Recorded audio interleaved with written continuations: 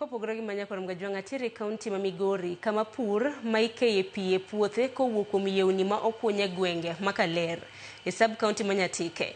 Loko siganda Kaler ma kuom higni mathoth oganda osebedo ka imiyo chiemb kony to ahinya e kinde ma oro makawo dweche buora.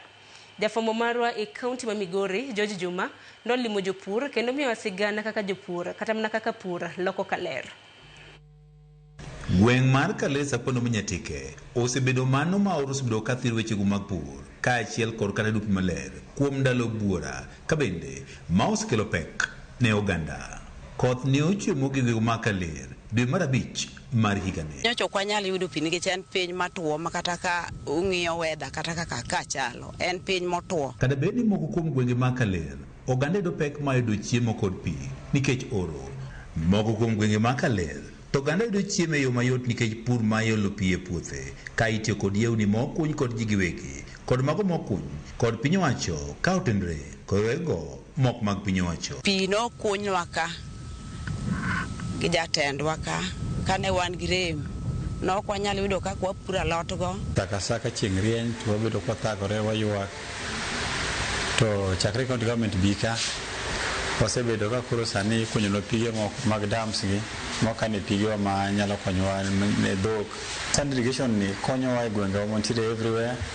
Yudo ka wan galot gi nyanya gi watermelon ga foto modhuro. Yewni ariyo manokunyo gego ma Kaler kod ruogno mar Food and Agricultural Organization ka otende kod piny owacho ma kaunti ma Migori e iko omenda mokalo osekelo geno maduong' e yorego mag pur ka achiel pi maler ne oganda makono.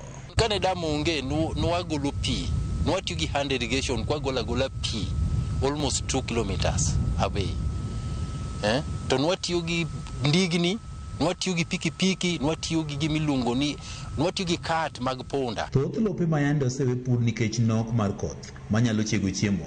Sani koro oganda osechako puro ka gitiyo kod pi mayolo kowuok yewni ariyo ma okuny kod Food and Agricultural Organization ka otende kod piny owacho ma kaunti ma Migori. Jacob en achiel kuom jopur matiyo kod pi mowuok yewni ariyogi e pidho kothe mopogore opogore ma oting'o alode. Pigni osekonyowa. Pigni e ngima wa be pigni e morito kata mana ngima mag dhok mantiere ka. Sani yudo kata ka bon gi nyaka gi obando manumu e Kaler ma osene koro gochiek ma chieng' rieny ni. Koro ko kwani mondo mi konyalo yudo pige gi kendo mang'eny e gwenge wagi everywhere else kuonde moko bende dhi konyowa. MC Makaletho Masakungo wacho ni gweng' mar Kaler ma kuom higni mathoth oganda ok osebiro ka puro nikech nok mar koth sani osechako ndiko sigana manyien nikech yewni ariyo bende nyaka sani koro kuny kanyo ma itiyo godo e wechego mag pur.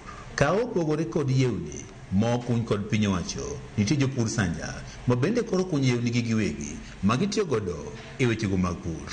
Gweng' no kawo kaka gweng' ma ji ok pure kendo ji gweng'wa ka pur kata sani tich mana kelo ni koro osekelo lokruok maduong' ahinya ma Kalerwa ka koro ikwane kaka gwenge ma ji pure kabisa. Asebedo ka akonyo e sikul kaka japuonj BOG teacher.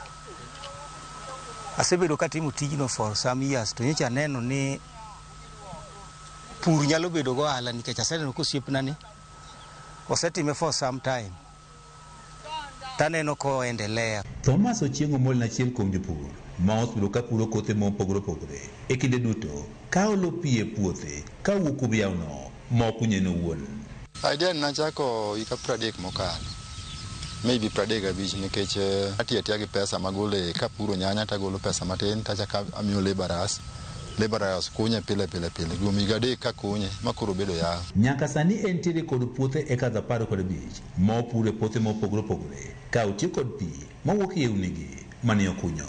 Puothe madhi eka 15 asha jirende na miya puothe ok gitama nikech katiyo puodho to awe ka puodho chwe koro ng'ato dwa keto oduma to odumbe cha koro chiek maber. Kura agolo pige gi water pump to pige kodhi nyaka puothe mapuro. Pesa nitie ma ng'ato nyalo puro maber, pur nigi pesa nikech kipuro nyanya eka achiel nyalo yudo 800,000 nyalo 600,000 kaluwore gi bei manie chiro. Oganda mowuok e konde mopogore opogore sab kono ma Nyatike nyaka piny ma Tanzania sani koro dhi e dala jopurni ka ginyiewo chiemo mopogore opogore ma oting'o nyanya, bando kod mamoko.